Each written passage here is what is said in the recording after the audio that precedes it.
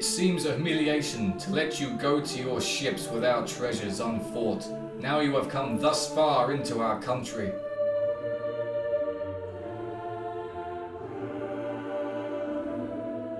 The Battle of Maldon took place over 1,000 years ago. Until this day, historians dispute the evidence. What we do know is that this was one of the bloodiest battles in early English history.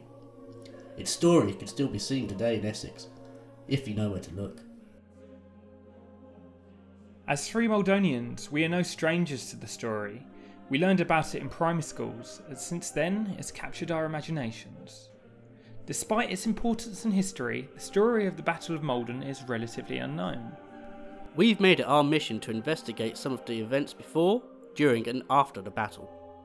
We've looked at the historical texts, the academic papers, local sources and popular theories.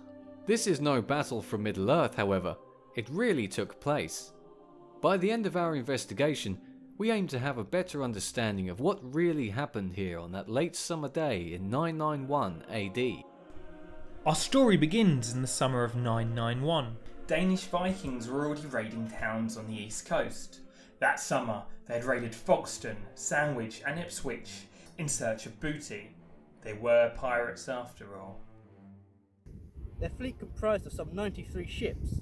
Around 20 probably splintered off to head back to the mainland, with plunder and booty, before the rest of them set sail down the Blackwater almost to Malden. It was here, on the seaward side of Northey Island, that the Vikings birthed. Brithnoth, the Alderman of Essex, was said to be further in the north, perhaps in Huntingdonshire, when news of the Viking fleet arrived. To counter the threat, the Alderman went about raising the Essex militia with his chosen men, loyal household troops long in his service. This would probably have taken days to achieve, as most of the men would have probably been preparing for the harvest. At the time, England's king, Aethelred the Unready, had no central strategy for dealing with the tyranny of the Vikings. More on his unreadiness later. It's commonly thought that Brithnoth's forces at Malden were small in comparison to that of the Vikings. People love to root for an underdog, but Brithnoth's army was probably larger than that of the Vikings. However, most of Brithnoth's troops were poorly armed and equipped compared to the battle-hardened Danes. For the period, the force that Byrhtnoth commanded was large in numbers, probably exceeding 4,000 fighting men.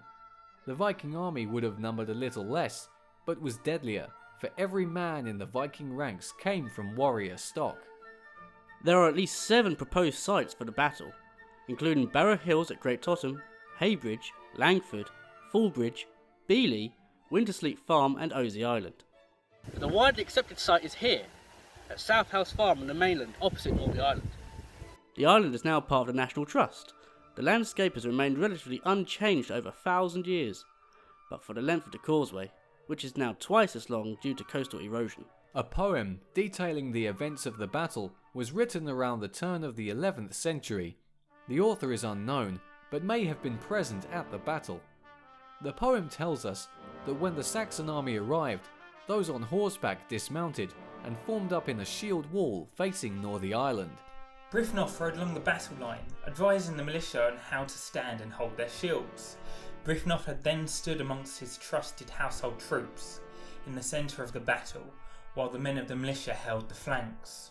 Brithnoth told his warriors to drive their horses from the battlefield. It was normal practice at the time for both English and Scandinavian armies to fight on foot. Separated at high tide by the Blackwater, then known as the River Panther, the two armies entered into negotiations. A Viking message bearer called across the causeway, asking for gold in exchange for peace. Brithnoth was a proud man, but an elderly one, for he was reportedly over 60 years old by 991 and no spring chicken. Even still, he lifted up his shield and shook his spear at his enemy and spoke on behalf of his king and countrymen in a rousing speech. Hear you, seafarer, what this folk says. Spears will they give you, ash spears as tribute, poisonous point, old sword, and armour tax useless to you in war. Seaman's messenger, bear word back again, tell your people much loathlier tale, that here stands a good earl with his warband, who will defend this homeland, Aethelred's land, land of my prince, folk and fold. At battle now heathen must fall, Too shameful it seems that you, unfought, should go to ship bearing our wealth, now that thus far you have come into our land. Not so softly shall you carry off riches. Point must and edge reconcile us first. Grim battle play before we give tribute. With their offer rejected, the Vikings prepared to advance through now the ebbing tide, but before they could step on the causeway, they were swiftly halted by a hail of arrows. The poem tells us that Byrhtnoth ordered his 3 best warriors to hold the western end of the causeway. There, they protected the mainland from the Vikings brave enough to wade across. Tales of Viking raids up and down the east coast would have put terror to the heartiest of men. As such, Brithnoth may have used his 3 warriors, Wulfstan, Alfir and Maccus, to show the militia that Vikings weren't invincible. The Vikings, realising that they would risk serious losses fighting in the water, asked for passage onto the mainland. Brithnoth then allowed the Vikings to cross the causeway onto the mainland in what would become the most debated tactical decision of the poem. The poem doesn't let Brithnoth off easy. The author criticises Brithnoth's fatal tactical decision to allow the Vikings onto land, citing his pride in battle as his downfall. Now is passage granted to you. Come quickly to us as men to the fight. God alone knows who will be allowed to control the field of slaughter. Historians agree that Brithnoth had little choice but to engage the Vikings.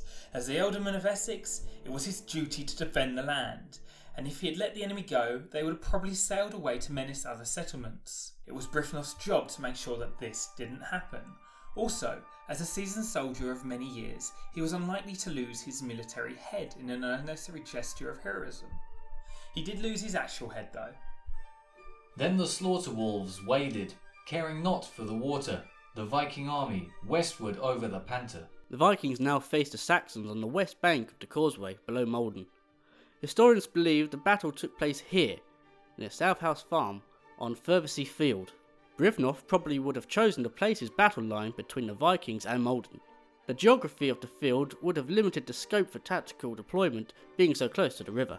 The 2 forces drew up in their shield walls, before hurling spears and shooting arrows at each other in the battle shower. Finally, the 2 armies clashed in hand-to-hand combat when the Vikings rushed the Saxon shield wall in a gathering of pigs formation. The battle would have been a brutal slogging match, both sides fighting for dominion over the field. The Saxons survived the initial clash. As the enemy regrouped, a Viking marched for Brithnoth. The Ealdorman stepped forward to meet him and deflected an incoming spear with his shield so hard that the shaft burst. If we are to believe the poem, Brithnoth laughed as he felled his enemies. It appeared Brithnoth fought like a man half his age. Brithnoth's sword arm was disabled by another Dane, and he dropped his gold-hilted sword, unable to wield it. Now unable to stand, Brithnoth encouraged his men to carry on fighting. He then looked to the heavens and uttered his final prayers to God. Brithnoth was finally killed by a fatal sword blow, and his head taken as trophy by the Vikings. Seeing their lord fall, many men deserted the fight and fled the field for the woodlands. One man, Gordic, took Brithnoth's horse in flight, and many of the field mistakenly thought it was the Ealdorman that abandoned them. I swear that from here I will not flee a foot's space, as my desire is to advance further, avenge in battle strife my lord and friend. Brithnoth's faithful half-troops fought on around the body of their fallen leader, inspiring each other to stand fast. Knowing they would die on the field, the warriors served Brithnoth in death as they did in life, with fierce loyalty. This is where the poem ends, before the Vikings claim victory. Barely able to man their ships, the Vikings plundered the dead for silver, gold, jewellery, armour and weapons, and set sail for the North Sea.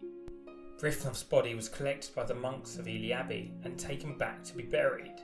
His missing head was replaced by a ball of wax.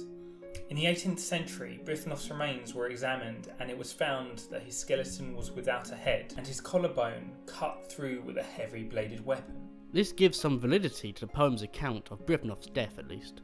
After his burial, Brithnoth's widow, Aethelred, gave a tapestry to Ely Abbey, chronicling the Ealdorman's life and deeds. It has since been lost to time, however. The Battle of Maldon probably marked the first occasion since a new spate of Viking attacks began in the 980s, where the Vikings were directly challenged by the English.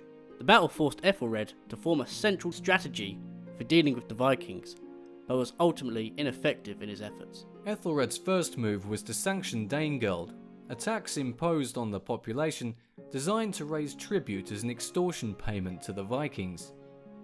The tax may also have been used to pay particular Viking bands to go away, while employing others as mercenaries to fight other Vikings. This strategy was employed by Alfred the Great in the previous century, and was at least partly successful in dividing the Viking clans. The move also allowed Aethelred time to build up military defences and naval forces. The first Danegeld payment, on advice from the Archbishop Sigeric the Serious, awarded the Vikings 10,000 Roman pounds of silver in the late 10th century. Some have been found in Scandinavia since. Many more payments followed throughout the years, with Danegeld continuing well into the 12th century. The Battle of Maldon proved a pivotal event in late Saxon history. At Malden, the East Saxons delivered an unexpected, debilitating blow to a ruthless and relentless enemy that had until that moment been unstoppable in the eyes of England's people. Byrhtnoth's sacrifice at Malden was one of bravery, but that is not all that he stood for. The hero of the poem shares many more values of us: loyalty, honour, patriotism, determination, and freedom from oppression, but ultimately hope in the face of terror. The legacy of the battle can be seen all across the town, from the bronze statue created by John Doubleday at the promenade extension, to the mural on the wall in the park, its inclusion in the tapestry at the Maldon Centre, and the stone effigy of Brithnoth at All Saints Church. These monuments remind us that heroes should never be forgotten, from the lowly archer on the field to the Alderman of Essex in the shield wall. In life, they were worlds apart in class and status, but in death, the men at Malden were equal, fighting and falling for one ideal: freedom.